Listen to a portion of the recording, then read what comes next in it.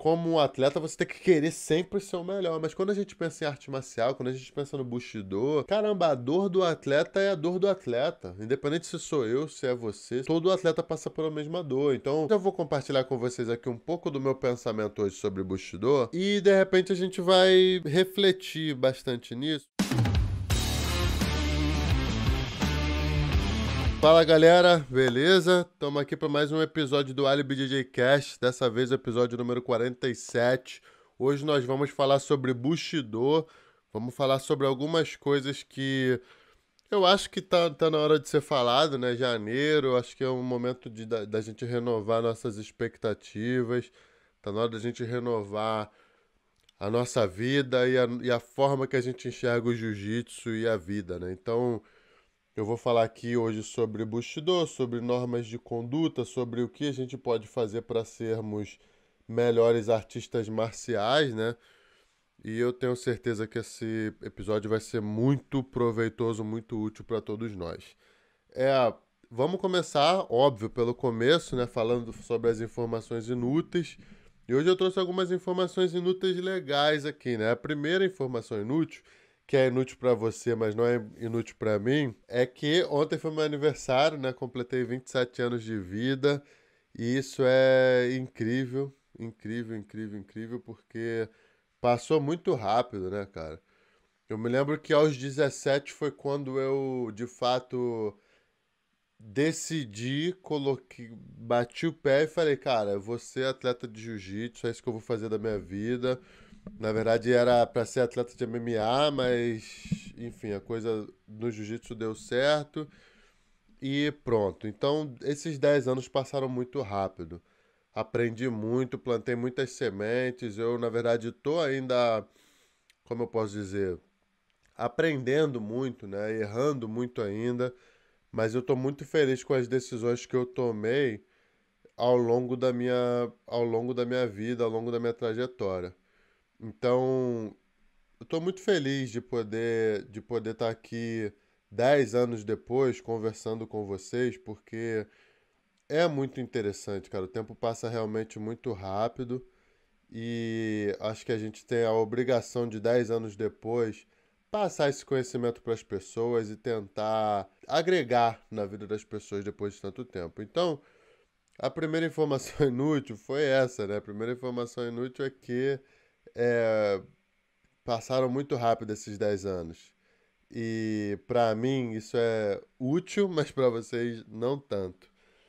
Mas quero agradecer aqui a todo mundo que desejou os parabéns, a todo mundo que mandou mensagem, a todo mundo que tirou um tempinho ali. Se você já postou uma foto, que já tirou uma foto comigo, postou lá no Stories e me marcou, eu espero que eu tenha conseguido compartilhar a sua foto, mas se não, eu agradeço de qualquer forma. E se você quiser fazer, ainda dá tempo. Posta uma foto comigo aí se você tem, porque eu vou compartilhar lá e vou ficar feliz de compartilhar isso com você. É, a próxima informação inútil, que não é inútil, é útil para todos nós, é que eu estou muito feliz com os 156 mil inscritos aqui do canal. Então, se você é um desses 156 mil, independente se você chegou quando tinha 1.000 inscritos ou agora que já tem mais de 150 mil, eu sou muito grato a você, sou muito grato à sua presença, sou muito grato em saber que, de certa forma, o que eu falo, as coisas que eu tento expressar, o tempo e a energia que eu coloco nisso aqui, agrega em alguma coisa na sua vida. Se isso acontece, é porque eu estou cumprindo minha missão, é porque tá dando tudo certo e eu sou muito, de novo, feliz e grato com a presença de todos vocês. É, a primeira informação inútil, que é inútil para mim e para vocês, veio do Johnny Leal. Johnny Leal, underline BJJ, ele postou lá no meu, me mandou lá no Instagram. E eu achei muito relevante, muito interessante essa informação inútil dele. Ele falou assim, ó, você sabia que o salmão é 50% sal? Os outros 50% é mão. Então é 50% sal e 50% mão. Famoso idiota, né? O Ítalo Moraes falou assim: ele fez um questionamento que eu achei muito interessante de questionar e me fez ficar refletindo aqui um tempo. Que foi o seguinte: ele perguntou, qual idioma que um surdo e mudo pensa? Então, se você tem um surdo na sua casa, surdo e mudo. E aí também a gente precisa se aprofundar um pouquinho mais nesse assunto, que é 100% ignorância nossa, pelo menos é ignorância minha. E eu queria saber, assim, de verdade, isso aqui não tô zoando, não tô debochando, não.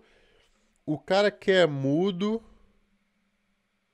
o cara que é mudo, ele ouve, né? Se o cara é mudo, ele ouve, então ele consegue entender normal, viver normal, só não fala. Ele pode se expressar de outras formas, né? Agora, o cara que é surdo, muitas vezes ele também é mudo porque ele não ouve a própria voz. É por isso? Porque eu acho, se eu não me engano, eu já vi alguém falando que o surdo, ele consegue fazer um curso para aprender a se comunicar. Então, eu não sei 100% qual é a vibe, a logística, mas eu acho que o mudo ele consegue, normal, né? Ele consegue ouvir normal, ele consegue aprender, consegue ir para a escola normal.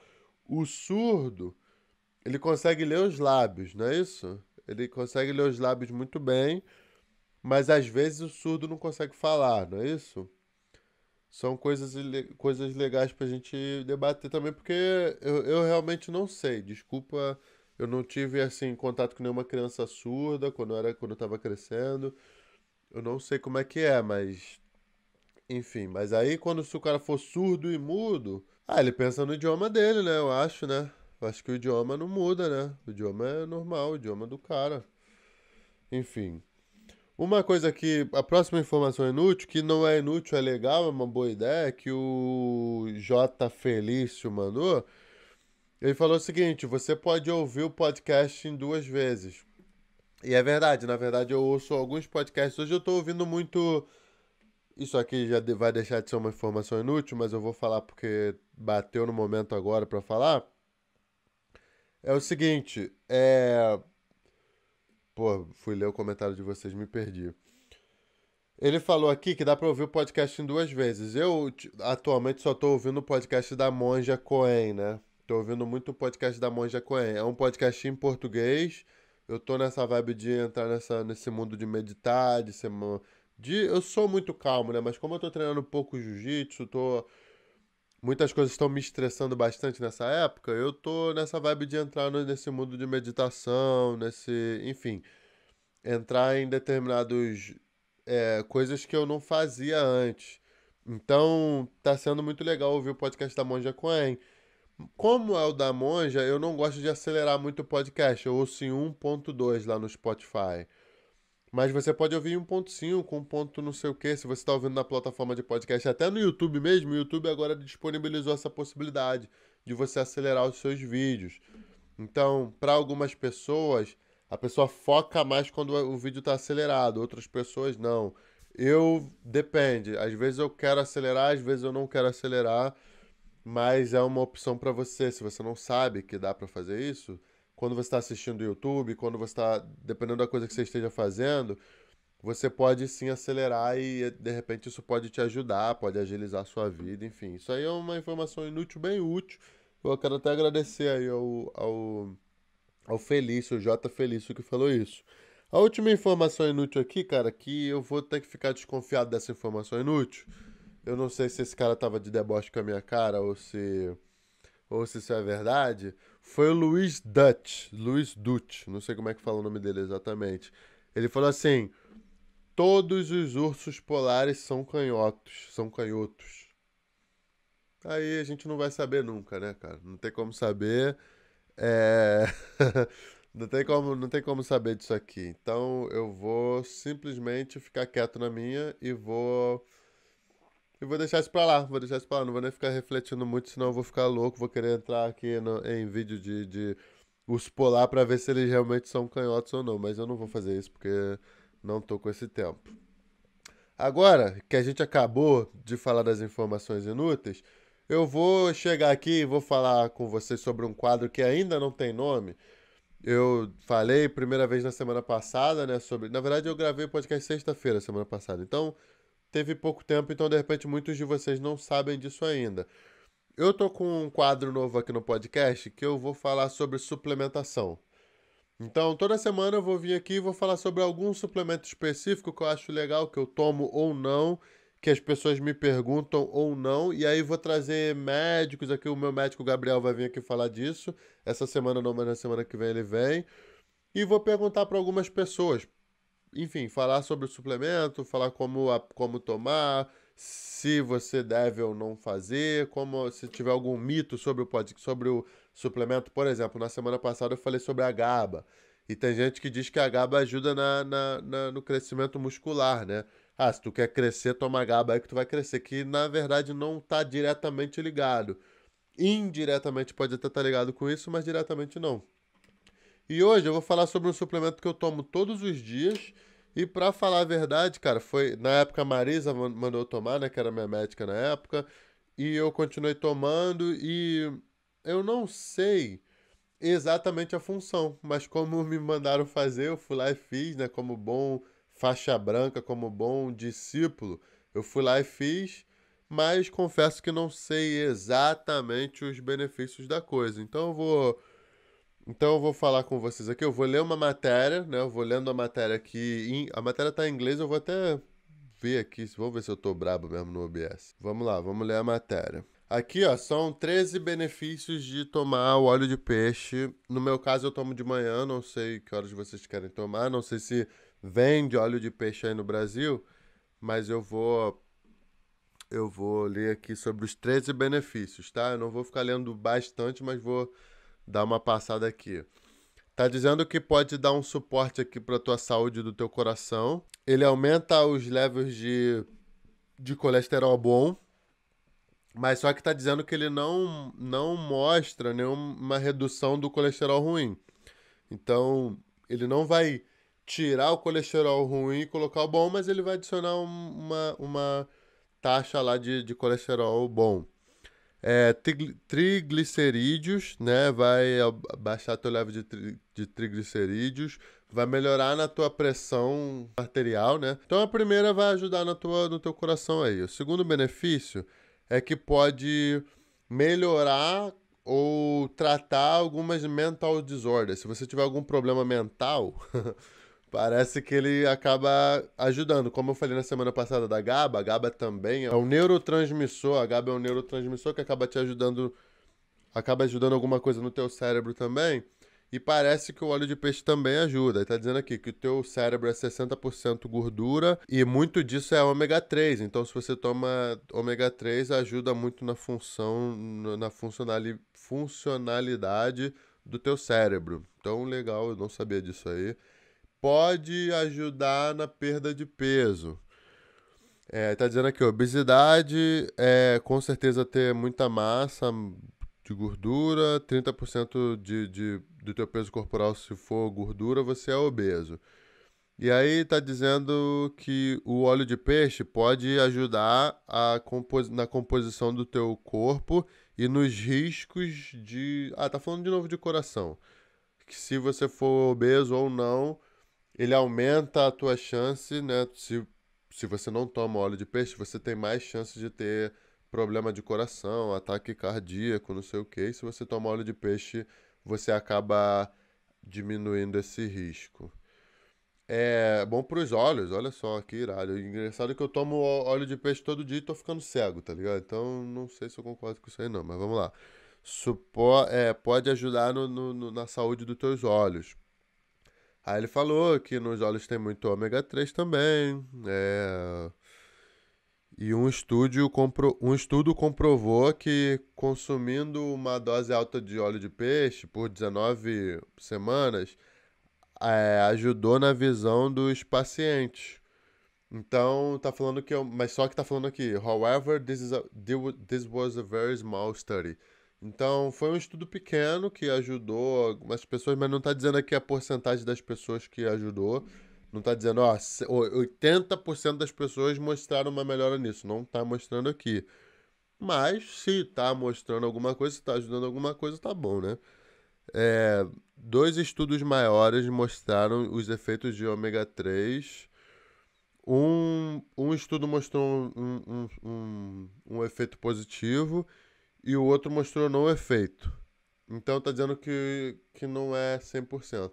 Então, se não é 100%, pra que tu coloca na matéria, né? Isso aí que eu fico chateado. O cara fica colocando na matéria só pra encher linguiça e não comprova o negócio. Não mostrou aqui link do estudo, não falou de qual faculdade isso foi estudado. Então é complicado, né, cara? Pode reduzir a inflamação, isso aqui realmente muita gente diz isso, né?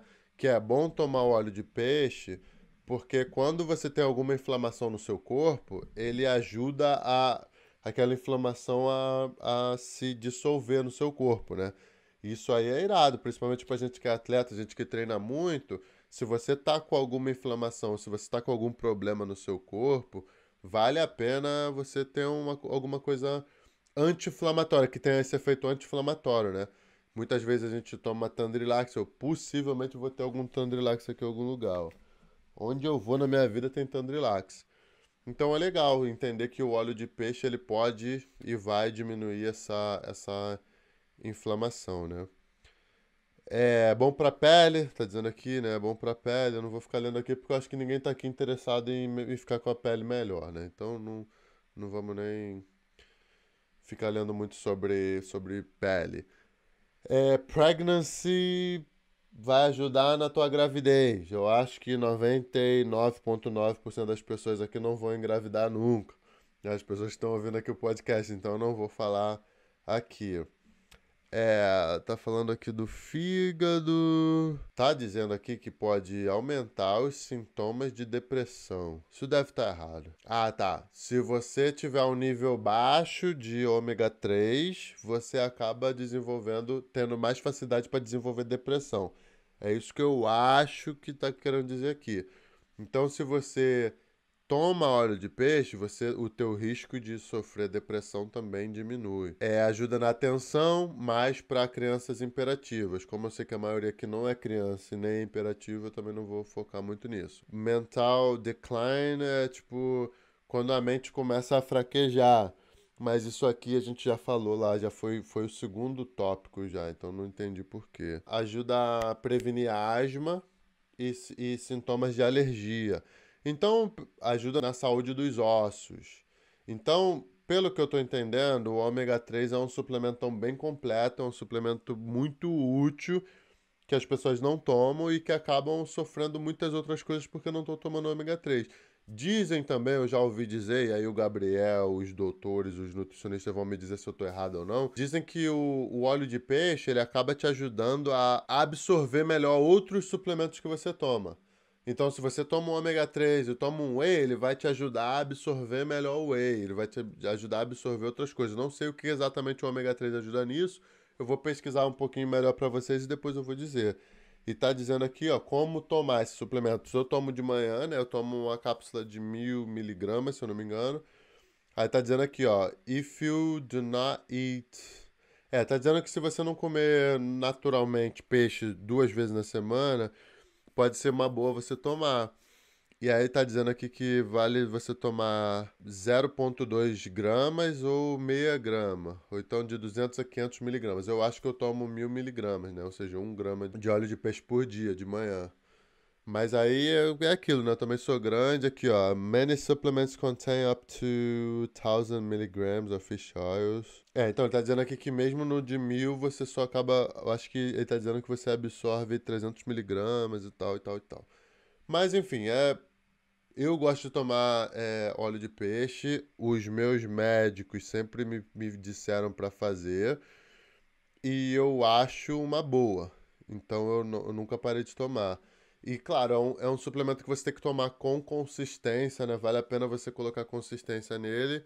Mas é aquilo. Não sei se vende no Brasil. Isso aí era uma pesquisa que eu deveria ter feito, não fiz. Eu não sei se vende no Brasil, não sei quão bom a qualidade é aí, não sei se a Anvisa libera. A gente sabe que a Anvisa é bem complicada quando se diz respeito a isso. Mas eu decidi vir aqui falar sobre o óleo de peixe. O próximo quadro do canal, eu tenho que trazer uns efeitos sonoros aqui, né? Pra colocar... Tadã, não sei o que, não sei o que, né? Pra vocês saberem que acabou um quadro e tá começando o outro. Mas a próxima coisa que eu quero falar, isso aí não vai ser toda semana, tá? Mas quando tivermos alguma notícia importante, nesse momento que eu vou falar sobre essa notícia. E essa semana eu tô vindo aqui trazendo atualização sobre o ano de 2021, sobre o calendário da IBJJF para 2021, né? Eles acabaram de anunciar que eles vão fazer o Dallas Open, o primeiro campeonato do ano, primeiro campeonato do calendário de 2021 da IBJJF vai ser o Dallas Open, que vai acontecer no dia 6 e 7 de março. E é legal a gente entender o posicionamento da IBJJF com relação ao, ao Covid, né? A IBJJF é o maior órgão de campeonatos de jiu-jitsu e para ele está sendo muito difícil agendar os eventos, organizar os eventos, achar os lugares que possam fazer os eventos. Pelo que eu estou sabendo, na Europa está fechando tudo de novo por causa do Covid. Enquanto essa vacina não estiver funcionando e as pessoas não estiverem vacinadas, eu acho que vai ser muito difícil a gente voltar a ser o que éramos, né? Para jiu-jitsu, para trabalho, para vida no geral. A vida como a gente conhecia antes está difícil de voltar para o que era. Mas pelo que eu tô entendendo, a BDGF tá nessa correria também, né? Junto comigo, junto contigo, tá todo mundo tentando voltar ao normal. E parece que no Texas a coisa tá um pouquinho mais, como eu posso dizer, liberal, né? Eu não sei exatamente qual é a minha opinião sobre isso, se eu acho isso responsável, irresponsável, se eu acho isso bom ou ruim, porque eu acho que a gente está num momento que não dá mais para saber no que acreditar, né? A gente não sabe se a vacina vai chegar mesmo, e se a vacina chega. Tem gente que diz que é 75% eficiente só. Aqui nos Estados Unidos, onde eu moro pelo menos, está uma guerra porque as pessoas estão dizendo: caramba, eu tenho que tomar a vacina e ainda assim tenho que continuar usando máscara, né? E tá uma guerra por esse motivo. Fora a questão do Trump, que a gente tem gente que diz que foi fraude, não foi fraude. E os caras, os Trump supporters, né? A galera que segue o Trump, eles estão muito revoltados, estão na rua. Eu moro, pô, 9, 10 minutos da Casa Branca aqui. A coisa tá tensa, vira e mexe eu recebo mensagem no celular dizendo que vai ter toque de recolher. Enfim, a coisa tá difícil por essas questões políticas e a gente não sabe exatamente o que que é política, o que que é de fato a doença, mas eu espero que a coisa volte a ser o que era, né? Tem o BJJ Stars, né, que vai acontecer dia 6 de fevereiro. Eu tô escalado para lutar esse GP, se eu não me engano, até 98 quilos, que vai ser irado demais. 8 atletas monstros. E tô bem empolgado para esse evento do BJJ Stars. De repente, na semana que vem eu vou falar um pouquinho mais sobre isso, vou cair de cabeça nisso um pouquinho mais, mas hoje eu acho que tá meio cedo ainda para falar do BJJ Stars, até porque a gente não sabe como é que vai ficar essa questão das fronteiras e tem muitas questões que eu não sei como vão estar daqui a um mês, por exemplo. O Fight to Win foi o evento que não parou, né? Foi o evento de jiu-jitsu que não parou, eu não lutei nenhum.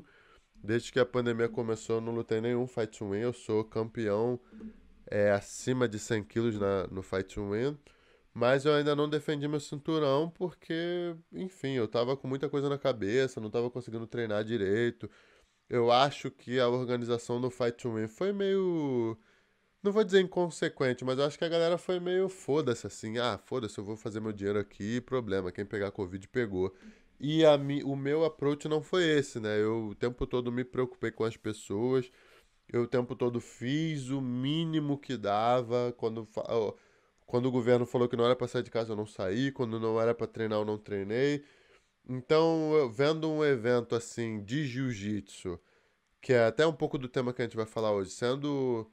Eu não vou dizer egoísta, porque todo mundo tem que comer, todo mundo tem que ganhar dinheiro.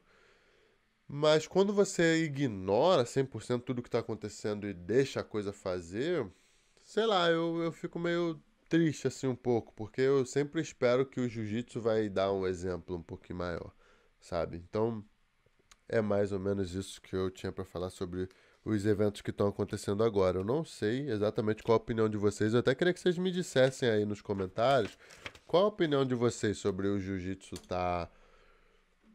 Enfim, pessoas dizendo que tem que voltar, muita gente fez treino clandestino, mas muita gente também pegou Covid, milhões de pessoas perdendo as vidas.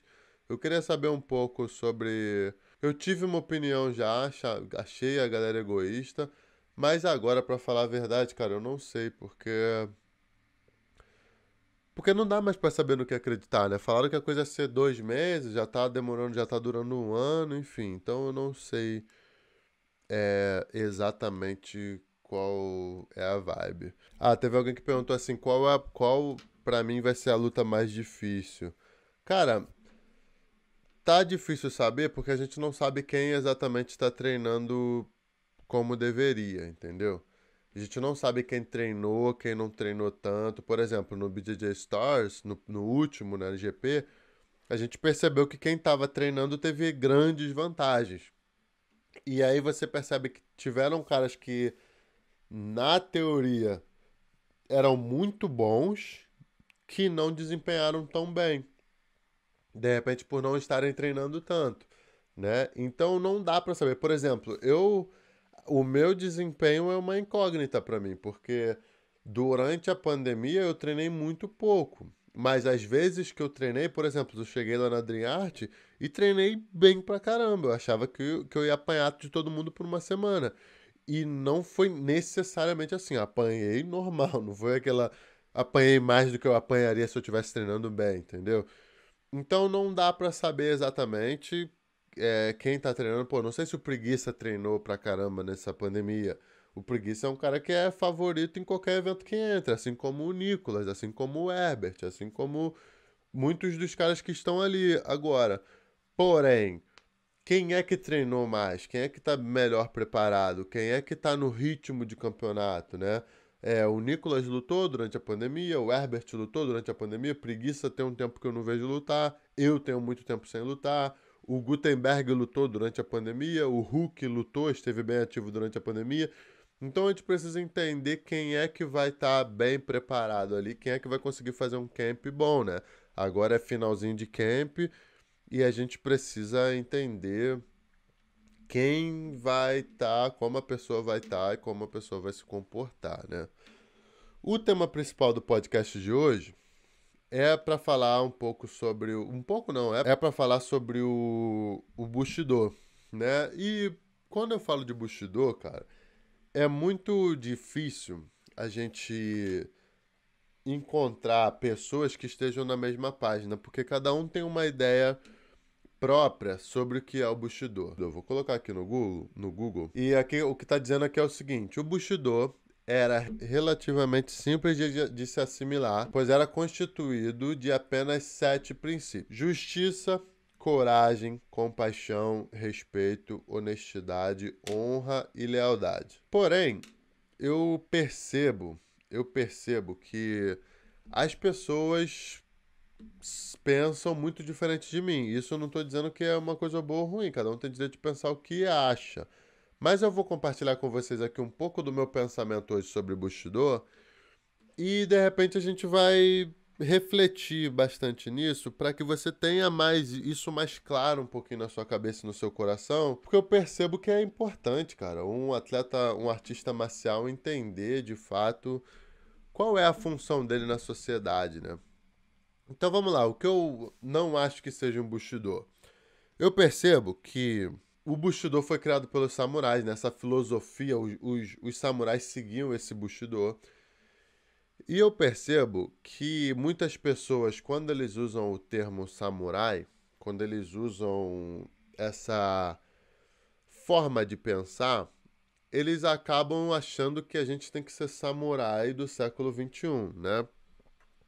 Porém, uma coisa importante de se falar, na minha opinião, é que os samurais morreram de fome, né? Foi uma classe que não se preocupou em ganhar dinheiro, não se preocupou em se organizar, eles não se preocuparam com o presente nem com o futuro. E eu percebo que isso não é uma atitude muito inteligente a ser tomada. Nem foi na época, tanto que eles morreram de fome, nem é hoje em dia.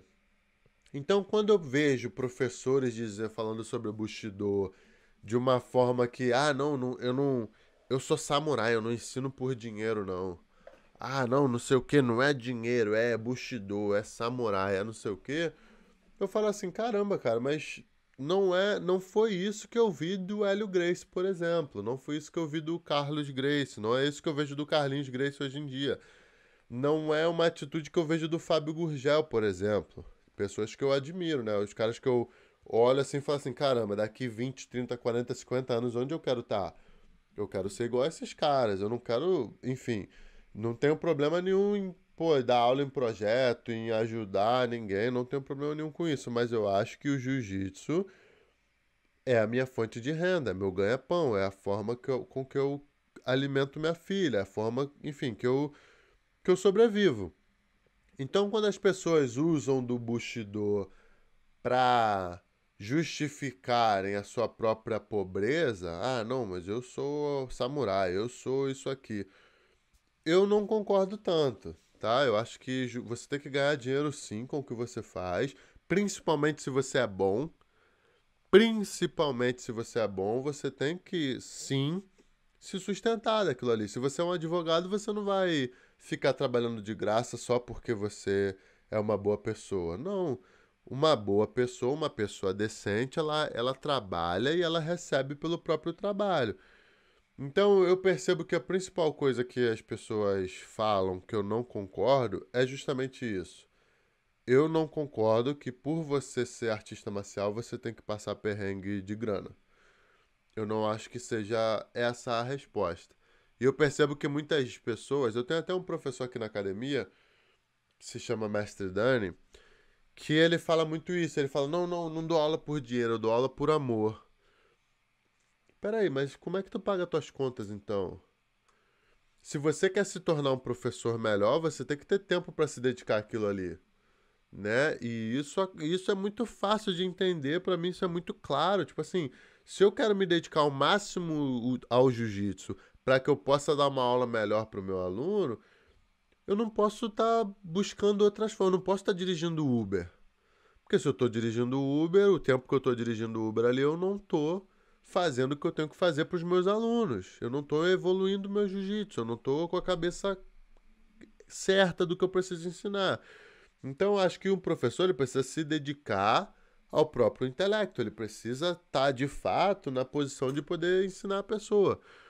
Porque se o meu jiu-jitsu está 5 anos atrasado, como é que eu vou ensinar, como é que eu vou passar uma coisa moderna para o meu aluno? Então, quando a galera fala sobre essa questão do Bushido como sendo uma desculpa para o fracasso, eu não concordo muito. Eu acho que a gente pode aprender muito com os samurais, eu acho que a gente pode usar muito da cultura e da filosofia que eles usaram, mas eu acho que não é por aí, não é, ah, porque os caras morreram de fome, eu vou morrer também aqui em nome da honra. Não, peraí, se a coisa existe, se tem gente ganhando dinheiro fazendo a mesma coisa que você, por que que você vai morrer de fome? Né? Se tem gente fazendo a coisa andar para eles, por que que você não vai ser? Se tem gente ganhando dinheiro, por que que você vai ser pobre? Se vocês têm a mesma profissão, né? Então, para mim é muito claro, não quero para mim pobreza, entendeu? No futuro. Ah, tá bom, se eu posso ser pobre hoje, mas eu, caramba, eu quero é aquela coisa, eu quero ser pobre para sempre? Eu não quero. Então, eu acho que é importante a gente separar um pouquinho disso, sabe? Eu vou ler aqui o que está dizendo aqui no site, né? O Bushido, ou o caminho do guerreiro, é uma espécie de código de conduta que era levada muito a sério pelos samurais. Se trata de de regras baseadas em princípios morais, na qual o guerreiro samurai tinha o dever de segui-las a todo custo, não só em campo de batalha, como também em toda a sua vida diária. Tem uma citação muito legal dos samurais que eu vou falar aqui. Eu não sei se vai ter aqui agora, né? Mas eu vou falar aqui porque eu falo lá para os meus alunos do Motivacional e é bem interessante. Vamos lá. Embora a maioria dos samurais seguissem o código de conduta samurai, havia aqueles que não respeitavam os princípios básicos e com isso traziam desonra e má reputação sobre ele e sua família. Um samurai sem honra era uma coisa imperdoável e a única forma de levar a sua honra era através do harakiri, ritual de suicídio. Vixe. Tem uma coisa que era legal assim que eles falavam, que eu não tô vendo aqui no site, mas era assim, ó. O samurai, deve ter consigo a consciência, da hora que ele acorda, da hora que ele vai dormir, que um dia ele vai morrer. E essa é a maior função de ser um samurai, né? Tipo assim, é ter a clareza e a frieza de saber que a tua maior função como samurai é morrer com honra, tá ligado? E isso pra mim era muito forte, né? Quando eu lia, quando eu pensava nisso, eu falava, caramba, que grandiosidade, né? Como você precisa ser forte pra saber que a tua maior função como sendo a pessoa que você é que uma hora você vai morrer e que é melhor que você morra com honra, sabe? Isso pra mim é o ápice, assim, da força, da honra, de tudo, né? Caramba, você não vai se acovardar no momento da sua morte. E isso pra mim é muito interessante, muito lindo, assim, de pensar e de entender que pessoas viveram, até hoje, né? Pessoas vivem assim, eles têm a consciência de que a morte vai chegar, e isso é uma coisa difícil pra gente, né? Pensar, né?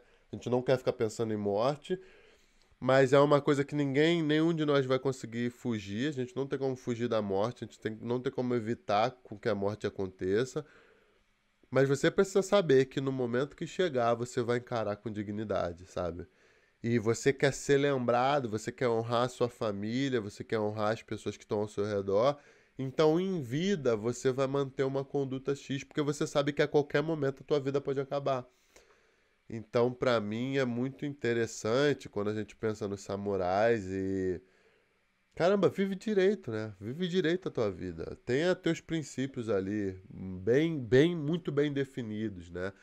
Não se permita aceitar uma coisa que vai contra a tua ética, que vai contra o teu caráter, só porque aquilo ali de repente vai te dar um reconhecimento ou vai te trazer uma vitória. Eu me lembro uma vez, numa seletiva para Abu Dhabi, caramba, esse evento marcou minha vida. O Isaac Paiva estava lutando com o Bruno Frasato, e eu me lembro que o Bruno Frasato.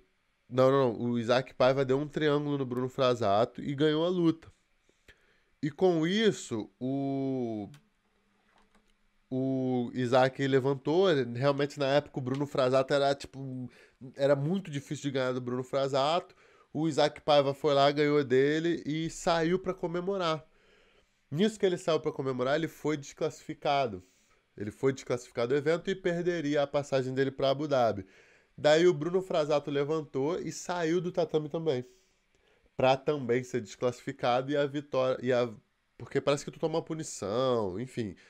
E aí a vitória voltou pro Isaac Paiva e foi muito lindo isso ali, porque ele poderia ter simplesmente aceitado que realmente o Isaac errou, né? O Isaac cometeu um erro de sair, ficou emocionado, saiu, perdeu o campeonato.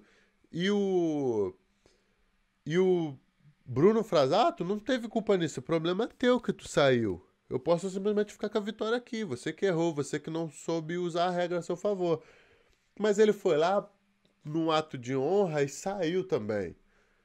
Ou seja, ele falou: não quero ganhar assim, eu quero ganhar de forma limpa, eu quero ganhar de você dentro do tatame, não usar a regra pra te ganhar. E aquela lição ali ficou comigo por muito tempo. E caramba, eu não quero ganhar uma luta que eu não mereça aquela vitória, sabe? E teve até uma situação dessa comigo no Mundial de 2015, onde um cara fez uma postagem e falou assim: como é que é?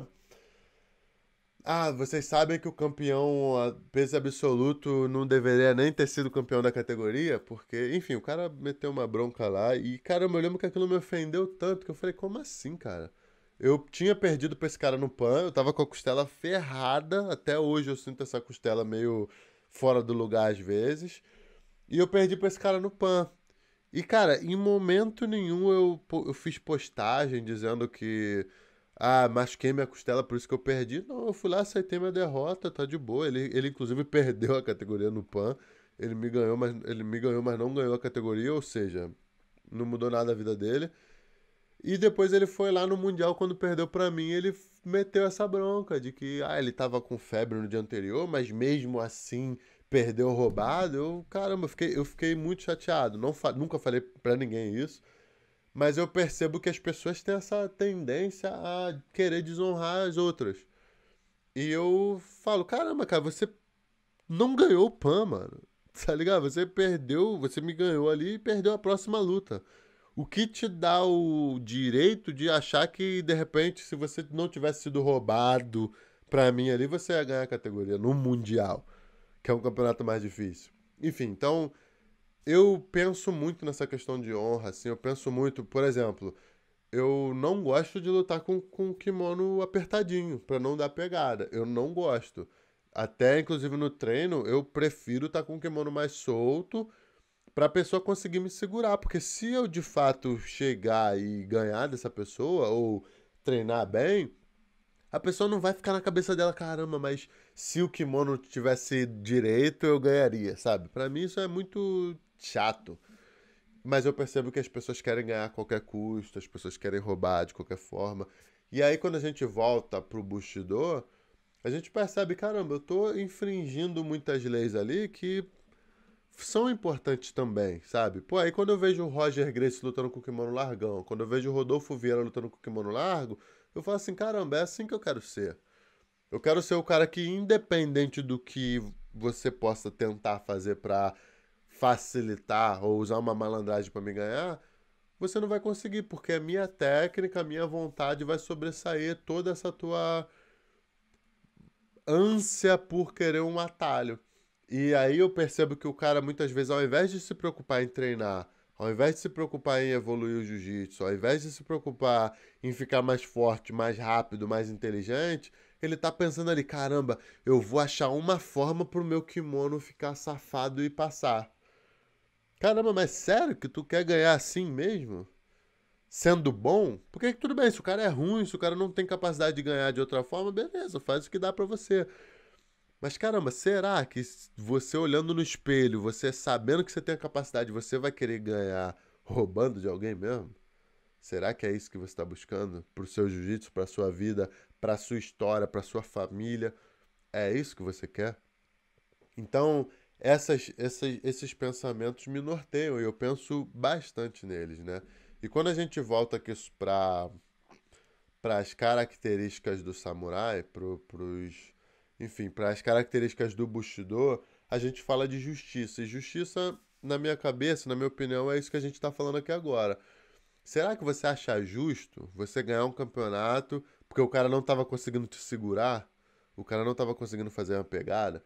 E aí, quando você sai do jiu-jitsu, quando você percebe que pessoas têm essa tendência dentro do tatame, é com certeza, cara. Se você tem tendências a querer roubar dentro do tatame, você vai roubar fora também. Se você mente ou se você engana alguém por um motivo tão chulo como uma pegada de kimono, você vai fazer isso fora do jiu-jitsu. E pra mim isso é o que mais me preocupa nessa pessoa. E aí quando a gente fala de coragem, que é a segunda característica aqui do samurai, caramba, você precisa de coragem mesmo pra saber assim, caramba, esse cara pode me ganhar, mas mesmo assim eu vou deixar meu kimono lá. Eu posso perder roubando pra esse cara, mas mesmo sem roubar vai ficar mais difícil ainda de ganhar, mas eu vou fazer, eu vou lá. E eu lembro que na minha carreira eu tive momentos assim que não tive como ter a fé que eu tive ali. Não dava pra ter. Indo, por exemplo, lutar com o Meregali numa semifinal de Mundial com o pé quebrado. Um cara que, pô, me ganhou. Lutei com o Meregali 3 vezes e 4 vezes. E caramba, as 3 vezes eu tinha perdido. Mal, assim. Tipo assim, não tinha nem visto a cor do cara. E agora que eu tô com um pé só, eu vou acreditar que eu vou ganhar. E fui lá e ganhei, né? E essa coragem, diria, um pouco de foda-se ligado também, foram características que me fizeram ter orgulho, cara, do meu título mundial. Eu tenho muito orgulho daquele título ali, porque tava tudo contra mim. Tava tudo contra mim. Então, muitas vezes, tudo que tu precisa é coragem, porque capacidade você já tem. E eu sabia que eu tinha capacidade, mas muitas vezes eu não tinha coragem de ir lá e falar, cara, peraí, deixa eu colocar meu jogo aqui, problema dos caras, sabe? Agora, compaixão. Compaixão, eu vejo. Tô falando do ambiente competitivo, mas isso pode ser aplicado em qualquer área da vida. Eu me lembro que eu fui lutar um campeonato com o Léo Nogueira uma vez. O Léo Nogueira, pô, brabo pra caramba, campeão mundial várias vezes. Eu sabia da história dele. Ia lutar com ele pela primeira vez. E perdi esse campeonato pra ele, que na minha opinião foi roubado. Na minha opinião, sendo claro, assim, sendo bem honesto, assim, sendo bem limpo, eu dei. Ele entrou no single leg meu. Ele entrou no single leg e eu derrubei ele. Não, não, não, minto. Eu tava por baixo e levantei no single leg, na meia guarda, pra raspá-lo. Quando a gente ficou em pé, ele me derrubou. Na época, a regra da. Eu acho que eles até mudaram essa regra por causa disso. Porque na época, se eu tivesse na situação de raspagem e ele me derrubasse, era só uma vantagem pra mim. Porque eu iniciei a posição, eu tava quase raspando ele e ele me derrubou. E foi lá, enfim, no máximo era pra ser uma vantagem pra mim e deram 2 pontos pra ele. E depois mudaram realmente essa regra, e hoje em dia essa regra, se você levanta pra derrubar alguém e fica 3 segundos parado, essa pessoa te derruba, essa pessoa realmente ganha os 3 pontos. Mas enfim, falando de compaixão, né? Eu tava bem triste que eu tinha perdido aquele campeonato, acho que valia US$ 4.000, acho que valia US$ 4.000. E eu me lembro, cara, que eu tava no pódio assim esperando ele, sentado no pódio esperando a galera chegar. E eu ouvi ele falando pra alguém assim: caramba, graças a Deus ganhei esse campeonato, porque eu precisava dessa grana pra pagar meu visto. E na hora eu falei assim: caramba, cara, ainda bem que eu perdi. Né? Tipo, um pensamento errado, né? Como atleta, você nunca tem que pensar isso. Mas eu falei assim: caramba, ainda bem que eu perdi, cara. O cara tá na correria também, sabe? E fiquei assim, aí acabou que depois ele foi pego no antidoping, né? Ele já tinha sido, acho que pego no antidoping, uma parada assim. No final das contas ele teve que devolver a grana, mas na situação eu falei, caramba, que bom que o cara pôde resolver um problema que ele tava. Que bom que eu perdi esse campeonato. É meu primeiro ano de faixa preta, eu tenho tempo ainda pra correr atrás, sabe? Pensei assim, e é errado ou é certo? Não sei, de repente, tipo, se a gente pensar só em esporte, é só uma luta, é só um esporte aqui, eu pensei errado, porque como um atleta você tem que querer sempre ser o melhor, mas quando a gente pensa em arte marcial, quando a gente pensa no Bushido, caramba, a dor do atleta é a dor do atleta, independente se sou eu, se é você, se é o Nicolas Meregali, se é o Marcos Bochecha. Todo atleta passa pela mesma dor, então o Bochecha uma vez até falou isso, né? Quando ele perdeu, ele se machucou e a galera gritando ali, comemorando. Ele, caramba, cara, eu tava no chão, machucado, ferido, e a galera comemorando, né? Tipo, e realmente, o cara tá errado de comemorar? Não, ganhou, acabou de ganhar do Bochecha. Mas a dor que fica no atleta ali é complicada. E por isso que eu tenho dificuldade, assim, também pra comemorar muito quando eu ganho, assim. Porque eu falo, caramba, eu já tive naquela situação ali de perder, eu não acho. Tudo bem, às vezes é um adversário difícil de tu ganhar, mas será que tu quer fazer com o cara uma coisa que tu não gostaria que fizesse com você? E isso é muito quando a gente fala da compaixão, né? Compaixão é isso aí. Caramba, na vitória tem a humildade, né? Eu não gosto muito dessa palavra, mas. E na derrota tem a. Sinto orgulho de ter feito o teu melhor também, sabe? Então quando você entra num estágio onde a vitória não te eleva muito e nem a derrota te rebaixa muito, você mostra uma força também, sabe? Onde você consegue se controlar tanto na derrota quanto na vitória. E aí depois eles falam de respeito, e respeito é um tema que é muito complexo, é muito vasto, que eu vou resumir bastante aqui dizendo o seguinte: o respeito, na minha opinião, ele tem que ser uma via de mão dupla. Na mesma proporção que eu entrego o respeito para você, eu acho que você tem que entregar o respeito para mim. Se você falha em me dar o respeito, em me respeitar, eu acho que eu não preciso falhar em te dar o respeito. Mas, de novo, respeito não é submissão, respeito não é dívida de gratidão, respeito não é ser otário também. Tem que ser feito, né, com a pessoa que tá ali na tua frente. Mas a gente tem que ter um cuidado para não confundir respeito com ser otário também, né?